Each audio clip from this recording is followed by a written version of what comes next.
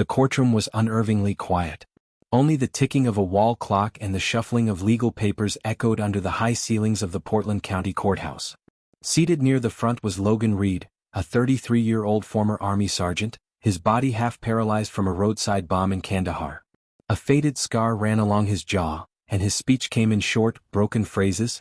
Shrapnel damage had stolen the ease from his words years ago. But what the war hadn't taken was the presence beside him. Blaise, a loyal Belgian Malinois with intelligent amber eyes and a jet-black saddle streaking across his back. The prosecutor, polished and poised, circled the courtroom with practiced drama. "Ladies and gentlemen of the jury," she said, gesturing toward Logan without flinching, "this is not a story about honor or duty. This is about a man who invaded private property and let his dog attack an innocent father. A trained military animal used as a weapon. That dog," she pointed at Blaise, "was bred for combat, not neighborhoods." Gasps murmured across the gallery, some shaking their heads in disbelief, others leaning forward, unsure. Logan remained still, hands folded in his lap, his breathing slow but controlled. But Blaise's ears twitched. His gaze locked on the man testifying at the witness stand, Henry Tallman, the so-called victim. Henry claimed Logan burst into his yard, unprovoked, with Blaise attacking him without warning. But then Blaise moved. Quietly, purposefully, he rose and approached the stand. No bark, no snarl, just the deliberate motion of a dog who knew something wasn't right. The bailiff stirred but hesitated. Blaise stopped 2 feet away from Henry and sniffed his coat. Then with a swift tug he pulled out a child's hair clip, cracked and stained with something dark. Silence fell like a curtain. The judge stood, stunned. "Where did that come from?" Henry stammered. "I don't know." Logan blinked slowly, then lifted one trembling hand. The courtroom wasn't just witnessing a trial. It was witnessing truth claw its way out from beneath silence, led not by a lawyer, but by a dog who remembered what it meant to protect. Long before the courtroom, before the accusations and headlines, there was the dust and chaos of Kandahar province, where a younger Logan Reed stood tall in desert fatigues, his voice firm, eyes sharp, with Blaise at his side. Back then Blaise wasn't just his companion. He was his lifeline. They were part of an elite route clearance unit, tasked with finding improvised explosive devices buried beneath the Afghan soil. The job was as unforgiving as the terrain. Each step forward could mean death. But Blaise, with unmatched instincts and relentless focus, sniffed out danger like it was second nature. They moved in sync, Logan watching Blaise's body language like a second language. A twitch of the tail. A hesitation in his gait. Signals that spoke louder than any radio transmission. Then came the mission that changed everything. It was supposed to be routine. A dirt road south of Lashkar. Clear the path, secure the village. Blaise led as always, his nose to the earth, tail low and tight. Logan followed, scanning the perimeter. The explosion came with no warning. The second IED hidden, pressure triggered. The blast lifted Logan off his feet, flung him into a crumbled wall. Everything went black. When he came to, he couldn't feel his legs. Could barely breathe. But through the dust and the ringing in his ears, he saw Blaise, limping, bloodied, one eye swollen shut, crawling toward him. Even wounded, the dog's only instinct was to reach him. To protect him. They were medevac together. In the sterile hallways of the VA hospital back home, Logan fought battles that couldn't be seen. Doctors told him he'd never walk again. Speech therapy came slowly, the shrapnel had damaged his vocal cords. The pain was constant, but the silence was worse. The kind of silence that only those who've left something behind in war can understand. Through it all, he asked one question over and over. Where's Blaise? When he learned Blaise was being retired due to partial vision loss and behavioral trauma, Logan didn't hesitate. He submitted paperwork, made calls, appealed directly to the chain of command. "We went through that together," he said. "We come home together too." Eventually the request was granted. Bringing Blaise home to his tiny ground-floor apartment in Portland wasn't a celebration. It was a mutual recovery mission. No fanfare. No medals. Just two survivors trying to breathe again. Logan adapted his routines to the wheelchair. Blaise adapted his steps to the hallway turns. Together they built a new language, hand signals, facial cues, unspoken trust. Blaise learned to brace himself so Logan could shift from bed to chair. When Logan's breathing changed during a panic attack, Blaise would nudge his arm or rest his head in his lap until the storm passed. At night, when the nightmares returned, sand, fire, screaming, Blaise curled beside the bed, one paw resting gently against the frame. They weren't just man and dog anymore. They were what war had left behind, stitched together by pain but held together by loyalty. The world saw a wounded veteran and a retired service dog. But they knew the truth, they were each other's reason to keep going. The December air was bitter that night, wrapping the quiet neighborhood in a stillness that felt unnatural. Logan Reed sat in his wheelchair by the window, the hum of his oxygen machine a soft backdrop as Blaze lay curled at his feet. The world outside his apartment was frozen, yet something inside Logan stirred, a sound, faint but unmistakable. A child's cry. Muffled, desperate. A sound too raw to ignore. Logan's instincts kicked in. He rolled toward his desk and pulled up the security feed from the camera he had installed a few months earlier, facing the alley between his building and the small rental house next door.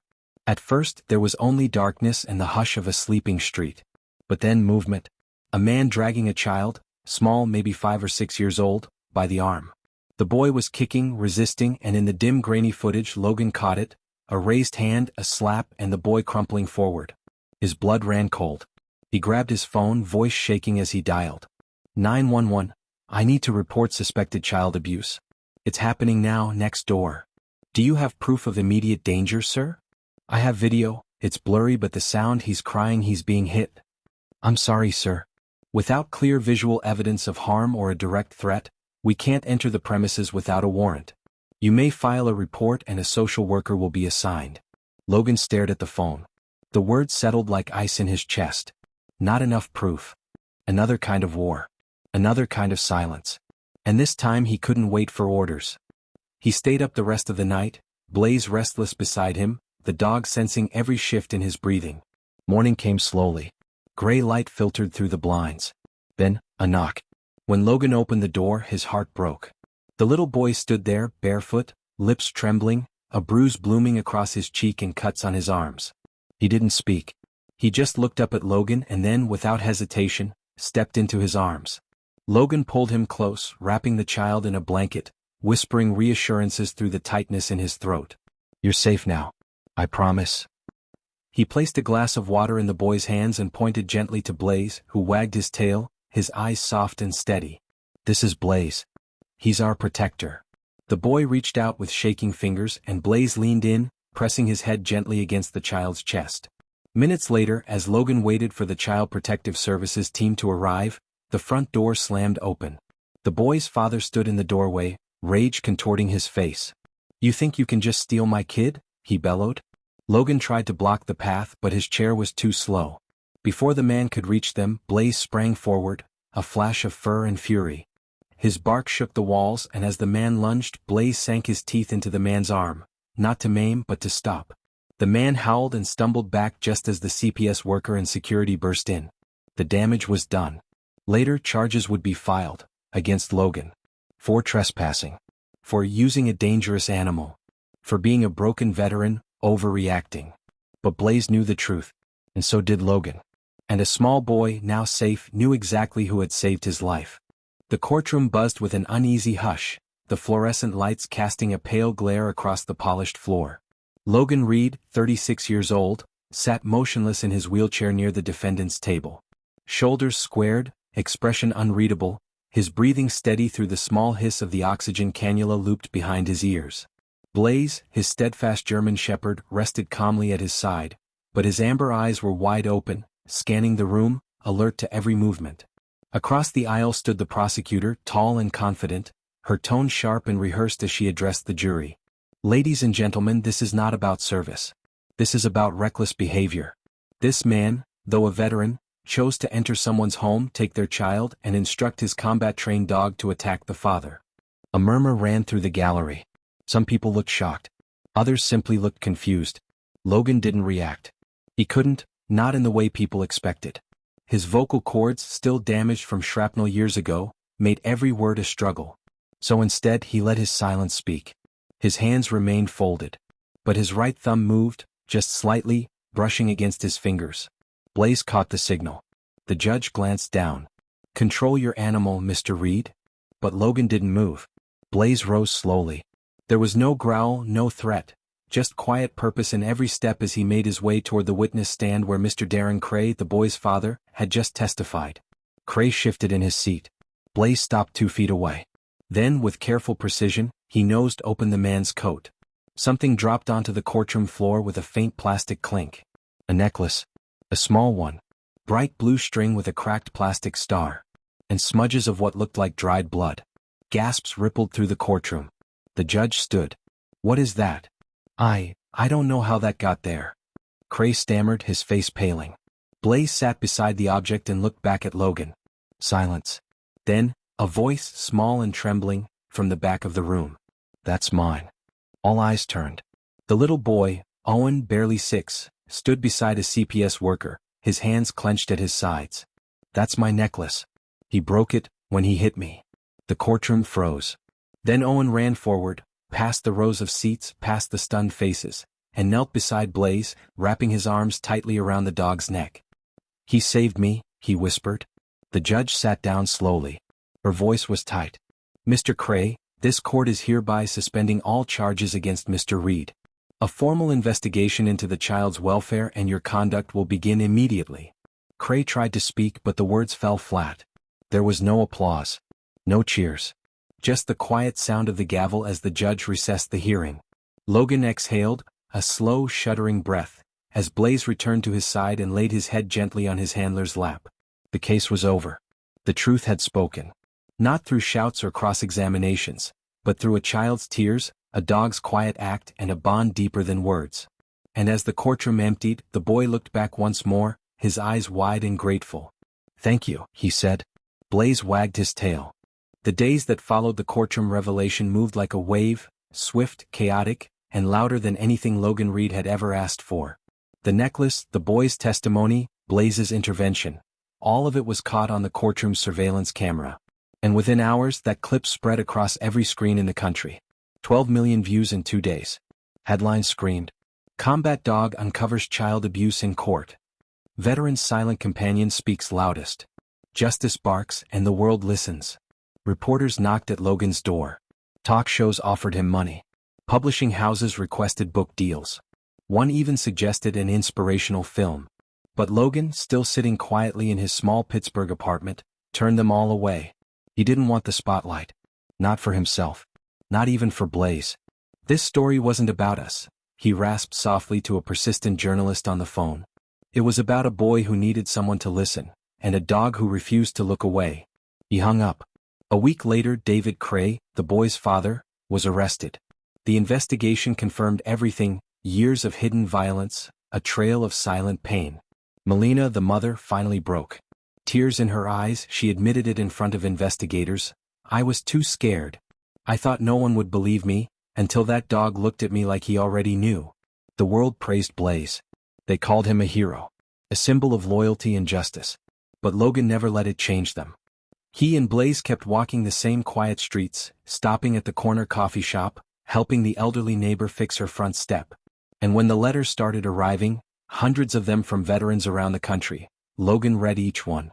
They spoke of silence, of isolation, of nightmares and guilt, of lost limbs and lost hope. And so, Logan did something simple, but powerful. He created Hands and Paws, a small nonprofit. No fancy office. Just a mission. To train service dogs like Blaze for veterans who, like him, had returned home feeling like ghosts in their own lives. Dogs trained not just for commands but for connection. For the subtle shifts in mood. For the nights when breathing feels too heavy and silence becomes unbearable. Within 6 months, Hands and Paws had partnered with 2 shelters, 1 physical therapist and a team of volunteer trainers. Veterans who walked in with downcast eyes and trembling hands walked out with a reason to try again. Blaze became the soul of the project. Calm, observant, gentle with the trainees, fierce when necessary. And Logan, still soft-spoken, still struggling with pain, found purpose not in his past but in what he was building. Every morning he'd roll into the training yard, Blaze at his side, watching the sun hit the shoulders of another wounded warrior learning to rise again. Sometimes Logan would catch himself staring, not at the soldiers, not at the dogs, but at the space between them. That space where something invisible passed from one to the other. Trust, loyalty, hope. And when he saw that spark, that first tentative laugh, that moment of connection, he would lean forward, scratch behind Blaze's ears and whisper, "You started this, buddy?" And Blaze, always still, always steady, would press gently into Logan's palm as if to say, "And we're just getting started." Rows of children sat cross-legged on the polished floor of Willow Hill Elementary, their eyes wide, faces tilted upward, listening with an intensity far beyond their age. At the front of the room sat Logan Reed, now 36, dressed in plain jeans and a navy sweater that didn't hint at his past. But beside him, standing tall and still, was Blaze, his partner, his protector, his voice when he had none. It was Veterans Week, and the school had invited Logan and Blaze to speak. Not about war. Not about pain. But about resilience. About what happens after the battles are over and life demands a different kind of courage. Logan spoke slowly, his voice still carrying a faint rasp from old injuries.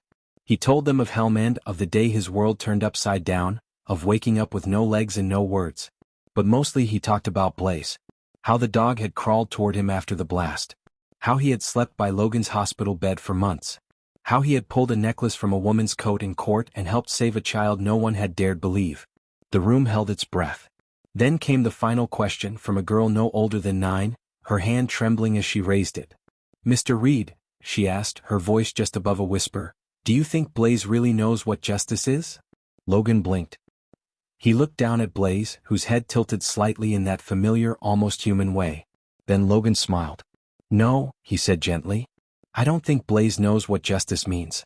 Not like we talk about it in courtrooms or laws." He paused, then added, "But he knows what love is. And sometimes, love is a kind of justice too." There was a beat of stillness before a wave of soft applause filled the room. Teachers smiled through misty eyes. Kids clapped with the kind of unfiltered sincerity only children possess. Afterward, several students came forward to pet Blaze. One boy, whose father had recently been deployed, hugged the dog and whispered, "You're a real hero." Blaze licked the tears from his cheek and rested his head on the boy's shoulder. That moment lingered. Later that evening, as Logan and Blaze sat outside the school, watching the sky turn gold behind the trees, Logan whispered, "You know, we don't always need a courtroom to change something." Blaze, lying with his head on Logan's knee, let out a soft huff, peaceful, knowing. And that's the truth that this story leaves behind for all of us. In a world full of noise, of anger, of division, of injustice, sometimes the greatest acts are the quiet ones. A hand offered. A truth revealed. A child believed. Sometimes justice doesn't arrive with sirens or headlines, but with a loyal companion, a single bark, and an unbreakable bond. And if there's one lesson we can carry into our own lives, it's this. Never underestimate the power of kindness, of loyalty, of love that shows up, stays, and speaks when no one else dares to. Not all heroes wear uniforms. Not all justice is loud. And sometimes, the world is changed by a dog who simply refused to walk away.